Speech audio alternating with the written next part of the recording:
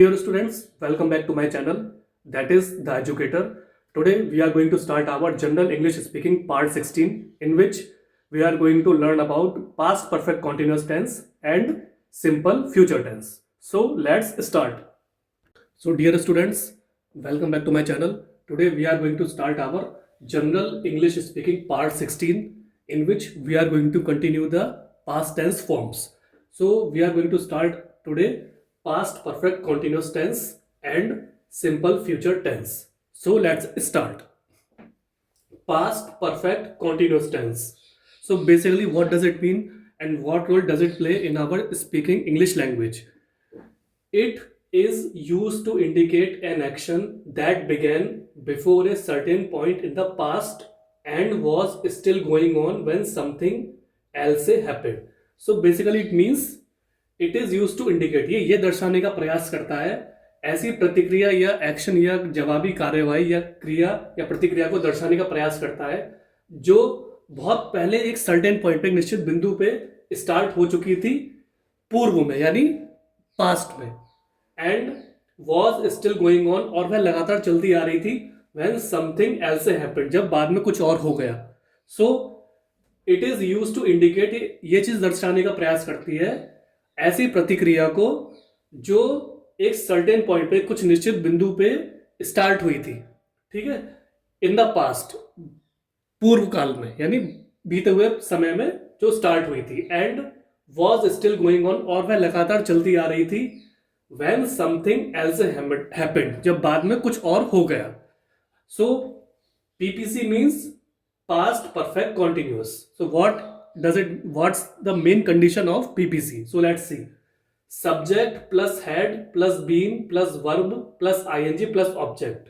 So it means subject मतलब विषय, then we use head since it is a past form of the verb. ये क्रिया की एक भूतकाल वाला पार्ट है तो इसमें हम head को यूज करते हैं, और फिर हम been लगाते हैं, been प्लस वर्ब यानी क्रिया, क्रिया के हम आगे हम ing यूज करते हैं, प्लस ऑब्जेक्ट मतलब वस्तु हो गया. So let's see the examples. I plus had plus been plus write plus ink plus a letter when you came.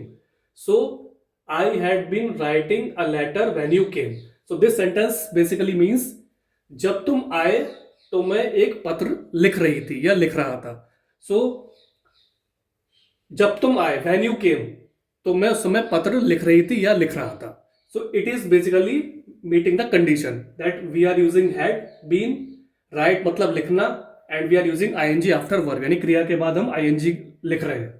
Similarly, they plus had plus been plus walk plus ing plus when it rained. They had been walking when it rained. जब बारिश हो रही थी तो वे लोग चल रहे थे, है ना, जब बारिश हो रही थी तब वे लोग चल रहे थे. So here you can see they means to other group of persons, to third person or the group of person.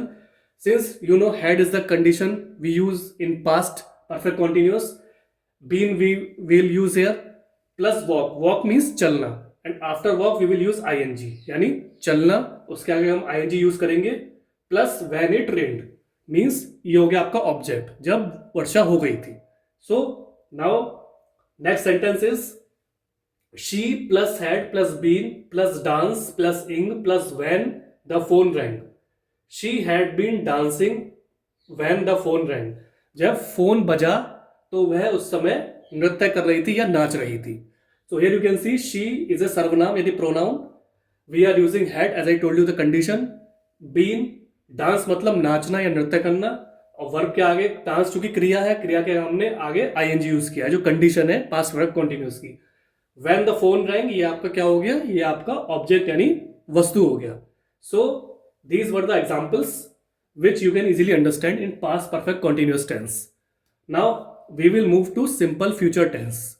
So as I told, future tense is what? That anything going to happen in future, जो भविष्य में आगे होने वाला जो काम होगा उसको हम फ्यूचर बोलते हैं, यानी फ्यूचर टेंस हम उसको बोलेंगे. सिंपल फ्यूचर टेंस मतलब साधारण भविष्यत काल. It is used to indicate actions that are going to take place in the future. तो ये इस प्रकार के जो आपकी प्रतिक्रिया या क्रिया, जो आपके इवेंट होंगे, जो आपकी चीजें आगे होंगी, उसको दर्शाने का प्रयास करता है जो आगे फ्यूचर में यानी भविष्य में होने वाली हैं। When there is no arrangement, जब उसका कोई अरेंजमेंट नहीं हो पाता, जब उसकी कोई व्यवस्था नहीं हो पाती है, will और shall is used with the verb, तो हम क्रिया के बाद will और shall का प्रयोग करते हैं। When there is intention, जब आपकी कोई इंटेंशन होती है, जो आपका एक इच्छा होती है कुछ करने की, तो हम क्या करते हैं, द गेरेंट फॉर्म ऑफ और इन्फाइनेटिव फॉर्म इज यूज, तो एक जो इन्फाइनाइट फॉर्म होती है या एक गेरेंट फॉर्म होती है वर्ब की, तो हम वहां पे उसको प्रयोग में लाते हैं। So it is use to indicate actions, उस प्रकार की प्रतिक्रिया या एक्शंस को दर्शाने का प्रयास करता है that are going to take place in the future, जो भविष्य में होनी है, जो भविष्य में होने वाली है। When there is no arrangement, जब उसकी कोई व्यवस्था नहीं हो पाती है, तो will और shall is used with the verb, तो हम क्रिया के बाद will और shall का प्रयोग करते हैं। When there is intention, जब आपकी कोई इंटेंशन होती है, आपकी कोई मंशा होती है, the gerund form और infinite form is used, तब gerund form या फिर हम infinite form को प्रयोग में लाते हैं। For example, I shall write a letter, मैं एक पत्र लिखूंगा।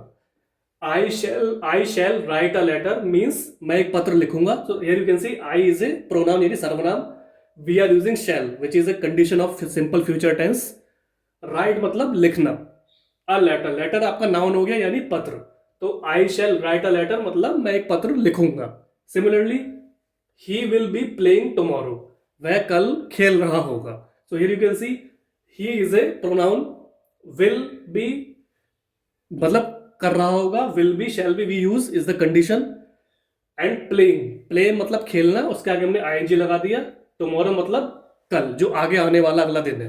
सो ये हो गया he will be playing tomorrow, वह कल खेल रहा होगा। So students, this was the general English speaking part 16 in which I tried to explain you about past perfect continuous tense and simple future tense. These are very simple basic terms that you have to be aware with, because these sentences we normally speak in our day-to-day life, and try to understand these sentences, because in day-to-day life, in anywhere when we are going to speak, we use these sentences to indicate past tense form of verb or future related sentences. So kindly keep practicing these sentences in your spare time. Try to talk with your friends, relative, neighbors, etc. As I told you, ultimately with the passage of time, your confidence will boost up, your personality will groom, and ultimately you will become a perfect and confident English speaker in front of another person. So thanks for your valuable and precious time. Have a nice day.